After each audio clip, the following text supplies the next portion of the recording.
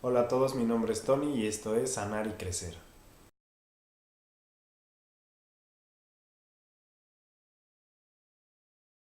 El día de hoy me gustaría hablarles de lo que es la empatía.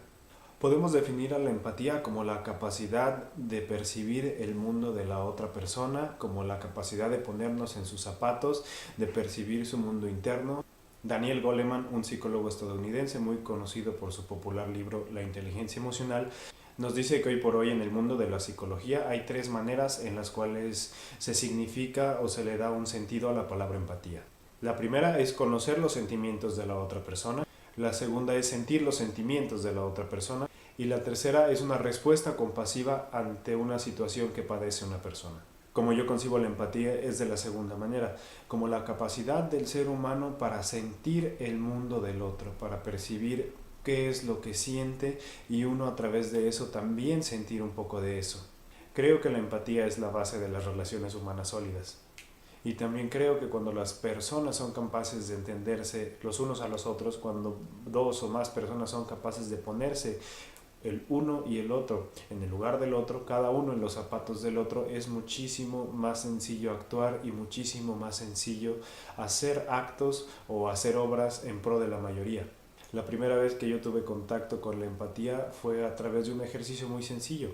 En mi grupo de psicoterapia nos paseábamos los unos enfrente de los otros y se nos pedía de entrada hacer contacto visual. Caminábamos alrededor de un salón para allá y para acá, seguíamos caminando y de repente nos arrojaban algunas frases como era: así como tú también te has sentido triste, yo también he sentido tristeza.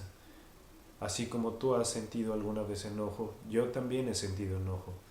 Así como alguna vez tú has sentido alegría, yo también he sentido alegría.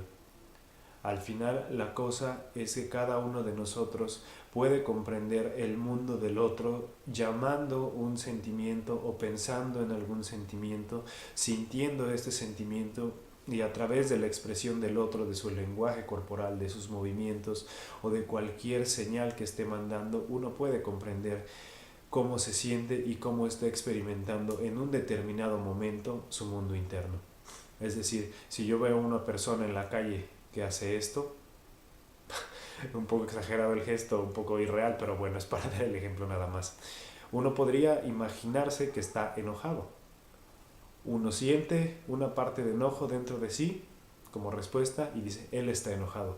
Y sientes esta parte de enojo, tal vez de manera muy sutil, y entonces esto es básicamente un pequeño ejemplo de lo que es la empatía. Yo percibo y siento las sensaciones que tienen los demás, cómo experimentan el mundo, cómo se viven, cuál es el sentimiento interno que tienen dentro de sí. Poder ponerse en los zapatos del otro no es cosa sencilla, ni tampoco es una obligación, es solo una herramienta que puede servir en algunos casos para que las relaciones sean más fructíferas.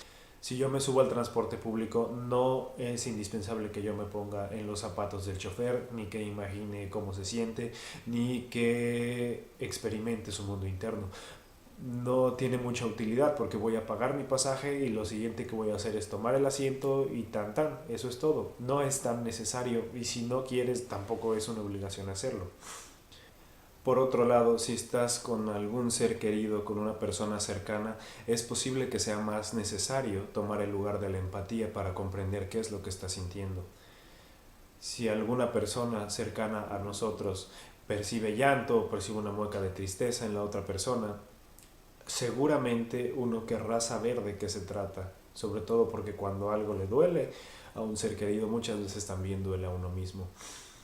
Uno de los errores o una de las cosas que se hacen desde una actitud poco empática sería decir no llores o qué te sucede, pobrecita de ti.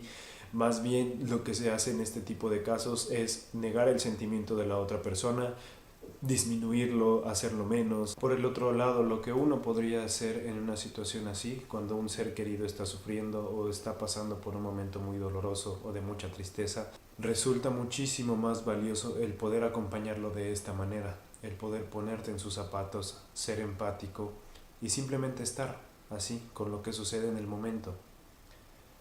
De manera interna uno podría decir también, he pasado por esto, sé lo que se siente, Yo también como tú he sentido el dolor, yo también como tú he sentido la tristeza, yo también como tú he estado en un momento similar.